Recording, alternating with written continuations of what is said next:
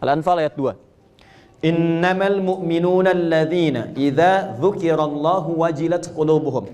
Ciri orang yang imannya sampai ke hati itu, cara ngeceknya kata Allah, kalau diperdengarkan disebutkan nama Allah, ada konfirmasi di hatinya, ada getaran. Nah biasanya, maaf, dalam sehari Allah memerintahkan disebutkan namanya 5 kali dalam sehari setiap pergantian waktu. Subuh, ke siang zuhur, ke sore asar, ke maghrib, ke isya. Diperintahkan, diperdengarkan pada semua manusia yang masih punya telinga. Telinga dalam bahasa Arab disebut udhun, jamaknya disebut adzan. Karena itu lafaz pertama saat adzan dikumandangkan kalimatnya apa? Allah. Allahu Akbar, Allahu Akbar. Pernah nggak merasakan begini? Allahu Akbar, Allahu Akbar. Begitu mendengar kalimat itu ada getaran di hati kita, sudah ada. Nah itu konfirmasi iman sudah sampai ke hati. Dan itu nggak mungkin bisa dirasakan kecuali oleh orang yang sudah punya iman. Kalau nggak ada imannya nggak akan punya getaran yang sama, begitu nggak ada. Kan beda kan? Ada getaran cinta, getaran iman, getaran kalau ada polisi depan kita melanggar lalu lintas itu kan? Getarannya lain. Allahu Akbar, Allahu Akbar. Kencang banget, suara apaan sih ini? Beda.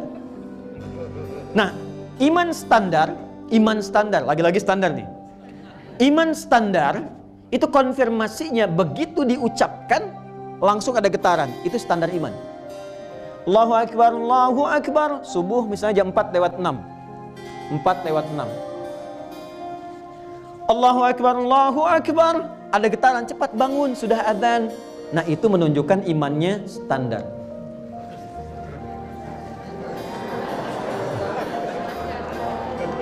Kuat tidak, lemah juga tidak.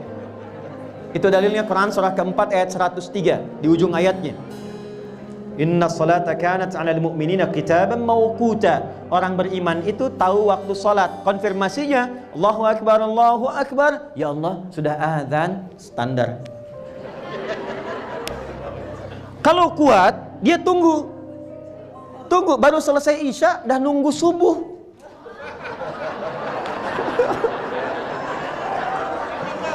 Bukan nggak tidur. Dia tahu waktu subuh 4:06, dia pengen bangun jam 3. Dia mau siap-siap sebelum dipanggil. Itu menandakan imannya sedang kuat, tinggi. Yang repot itu dipanggil jam 4:06, baru sadar jam 6:04.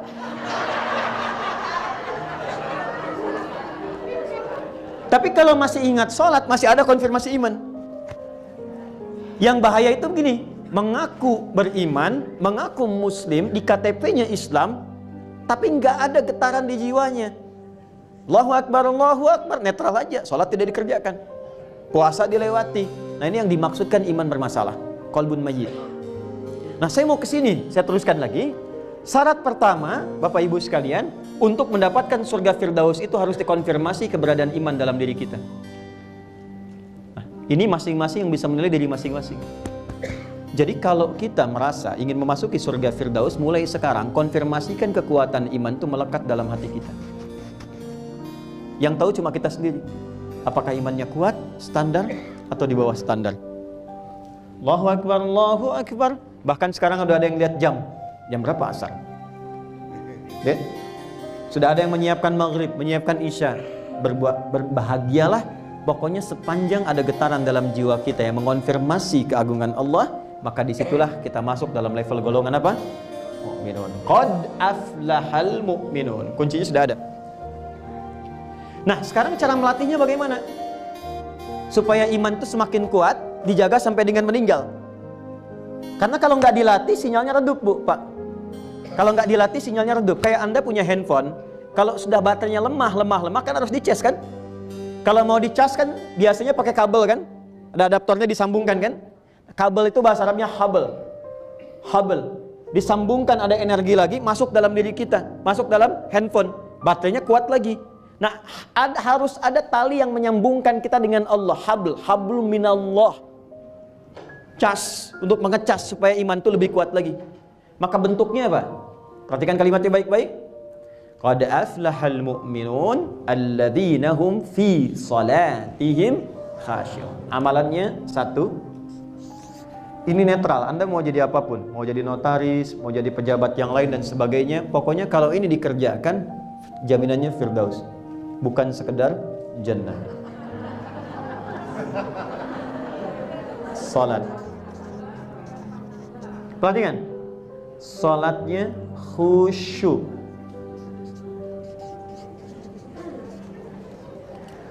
Anda mau masuk surga yang standar, jannah, yang penting salat. Mau tingkat khusyuknya berapa persen? Yang penting saya sholat.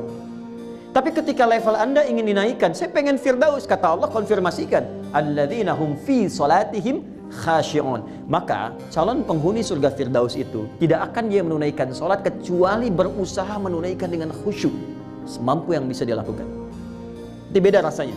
Nanti kita akan detilkan ini. Tenang, ya, ini baru poinnya saja. Kan sampai Isya kita. Ya. Betul ya? 2. Nanti kita belajar Pak, apa itu khusyuk kan belum dibahas. 2. Walladzina hum 'anil lagwi mu'ridun. Hati-hati, ini pasti akan melekat pada pekerjaan. Hati-hati ya. Walladzina hum, ciri kedua, 'anil lagwi mu'ridun, selalu menghindari, menjauhi segala yang tidak penting. Segala yang sia-sia. Menghindari yang tidak penting. Maaf, Bapak keluar dari sini, Ibu keluar, banyak hal yang bisa dipandang. Ada yang bermanfaat atau ada yang tidak bermanfaat. Ada yang penting, ada yang tidak penting. Calon penghuni firdaus tidak akan melihat kecuali yang bermanfaat dan penting saja. Ketika yang dilihat tidak penting, dia palingkan. Itu detailnya ada di Quran, surah yang ke-24 ayat 30 untuk laki-laki, ayat 31 untuk perempuan. Quran surah An-Nur ayat 30 untuk laki-laki, ayat 31 untuk perempuan. Yang ini dalilnya Quran surah kedua ayat 45 sampai dengan 46, ditafsir di Quran surah ke-29 di ayat yang sama 45. Pelan-pelan. Saya turunkan yang ini dulu ya. Contoh. Dari mata. Pelan-pelan. Quran surah 24 ayat 30 untuk laki-laki. Kullil mu'minina, dikonfirmasi lagi imannya. Kan qad aflahal mu'minun, ditafsir di sini kullil mu'minina, Muhammad SAW viralkan. Saya sekarang lebih senang menerjemahkan dengan kata-kata viralkan dibanding katakan, ya, karena lebih luas sifatnya. Muhammad SAW viralkan. Kalau sudah viral, like, share, and subscribe, kan? Baik. Muhammad viralkan.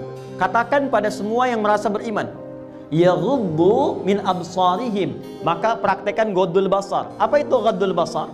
Ghaddul basar itu bukan nggak boleh lihat, silahkan melihat. Tapi ketika yang dilihat itu berpotensi mendatangkan yang tidak bermanfaat, apalagi maksiat, maka palingkan. Awas, jangan salah ya. Saya berbicara misalnya dengan bapak, dengan ibu.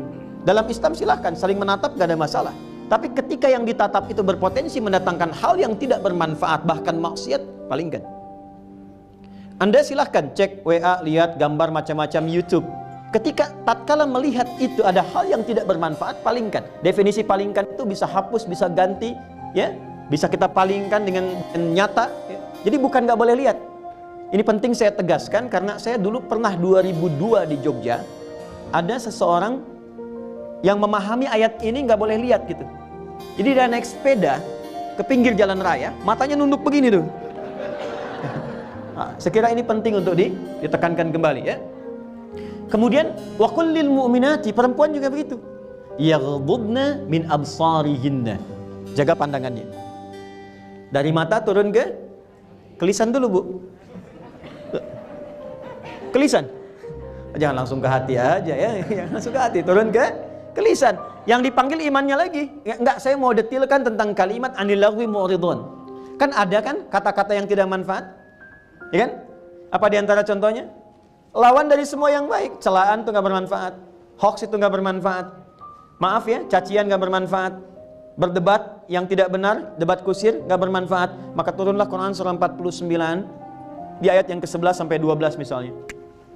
Ini kalau kita mau rinci sampai ke kaki kita bisa turunkan. Ini baru mulut, baru lisan.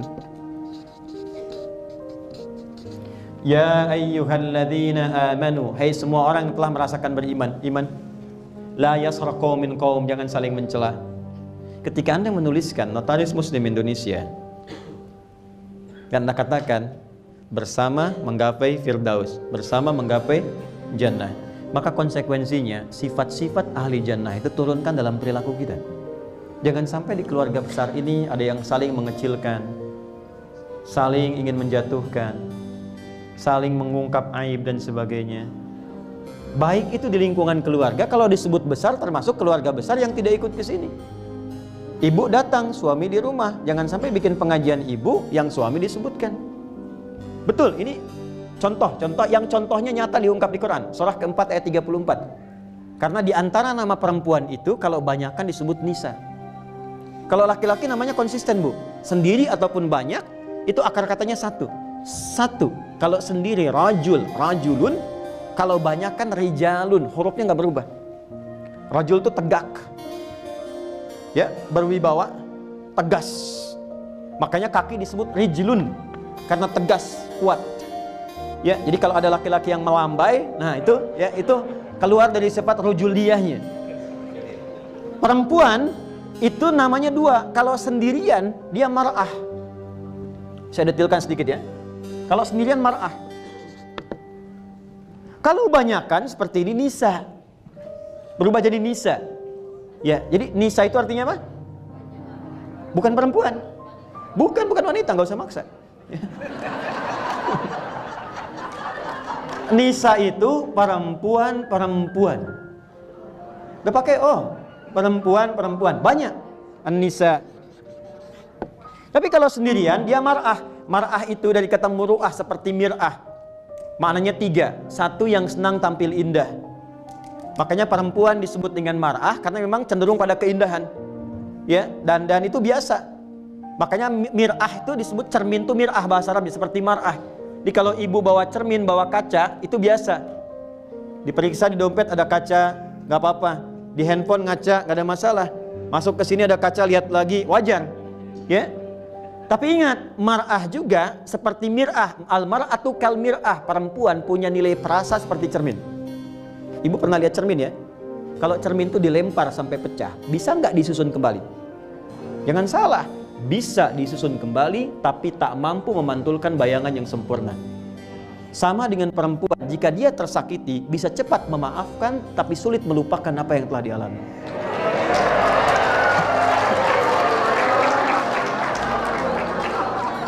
Enggak, ini saya serius, ini bahasa Quran. Jadi kalau Anda punya persoalan dengan istri sekarang, rekening listrik 20 tahun yang lalu, ikut lagi. Itu malah. Tapi ketika dia bersama, namanya berubah dari mar'ah menjadi nisa.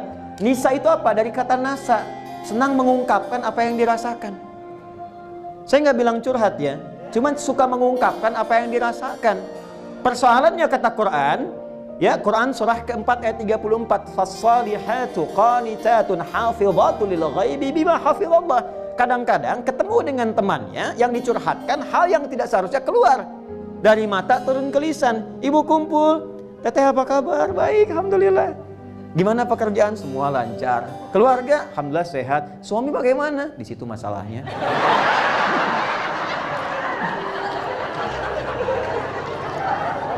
Hati-hati ya. Hati-hati. Ngur mulut tuh. Oh, silangkan yang nggak penting. Sekarang nggak harus pengajian, Pak. Sudah bangun pagi, pasang status. Hati-hati. Ini ada bahasa Quran gini, wa idza ja'ahum amrum minal amni awil khaufi adza'u bih. Itu sudah ada ayatnya. Ciri orang sakit, ciri masyarakat sakit itu semua diupdate. Semua di-broadcast. Itu ciri orang sakit. Anda keluar dari sini, lihat langit mendung, dipoto ceklik. Sekitar Bintaro mendung. Itu sakit itu. Itu sakit. Calon penghuni Firdaus hanya mengupload yang bermanfaat saja. Ingat ya. Awas. Satu hadis, satu hadis. Satu hadis, satu ayat. Sehari tampilkan nih anak-anak kita, binaan kita yang penghafal Quran. Kita sudah sampai mana ya? Alhamdulillah kita sudah diberikan rezeki oleh Allah, sudah sampai Cianjur. Itu rumah-rumah yang saya kan di kanan bikin posko, Pak Bu. Kami dari hari pertama gempa Wahker sudah ada di sana. bikin posko, tenda-tenda disusun kayak jadi komplek kembali, dapur umum, sekarang kita mau bangunkan masjid. Tapi satu hal yang menyentuh jiwa yang paling dalam, hancur rata rumah-rumah. Bukan itu. Yang paling dahsyat itu rumah yang tegak pun yang masih mewah, penghuninya tidak berani masuk ke dalamnya. Takut. Dia lebih memilih tinggal di terpal-terpal atau meninggalkan wilayah itu. Saya bertanya dalam diri saya, kalau bekerja keras, berangkat gelap, pulang gelap, bertahun-tahun membangun seperti ini hanya untuk ditinggalkan, lalu apa manfaat pekerjaan yang telah dilakukan? Jadi kalau sekarang Anda, saya, kita hanya beraktivitas dan mengumpulkan dan yakin akan ditinggalkan semua itu, bahkan diberikan oleh ujian oleh Allah seketika bisa dihilangkan, maka tidak akan ada yang bisa dirasakan dalam kebahagiaan. Kecewa, capek, lelah, mengadu, dan sebagainya. Penghuni surga Firdaus menjaga marwahnya di hadapan Allah sehingga dia hanya mengerjakan segala yang bermanfaat dan dengan itulah dijauhkan dari kekecewaan dalam kehidupan.